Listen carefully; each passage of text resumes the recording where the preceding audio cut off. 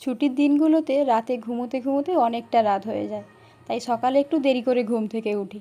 আজ রবিবার, সকাল 7:30টাতে ঘুম থেকে উঠেছি। ওঠার পর একটু পড়াশোনা করলাম, আর তারপর এলাম ঘরের কাজ করতে। এই নতুন ঘরে আসার পর থেকে ঘরে বাইরে এত কাজের চাপ বেড়েছে যে নিজের জন্য সময় বার করা তো অনেক দূরের কথা, সারাদিনে একটু রেস্ট পর্যন্ত পাওয়া যায় না। সকালে ঘুম থেকে ওঠা থেকে শুরু করে রাতে ঘুমোতে যাওয়ার আগে পর্যন্ত আমাকে কিছু না কিছু কাজ করে যেতে হয়। একসঙ্গে এত কাজ করতে করতে আমি শারীরিক এবং মানসিক দুই দিক থেকে ক্লান্ত হয়ে পড়ছি। আগে ভাবতাম আমার কোনো সাহায্যকারীর প্রয়োজন পড়বে না, কিন্তু এখন মনে হচ্ছে একজন সাহায্যকারীর সাহায্য না নিলে, প্রতিদিন এত কাজ করতে থাকলে কিছুদিনের মধ্যে আমি বড় কোনো অসুস্থতায় পড়ে যাব। তাই হাজব্যান্ডকে বলেছি একজন লোক দেখতে।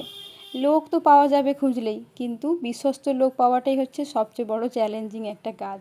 তো দেখা যাক কবে লোক পাওয়া যায়।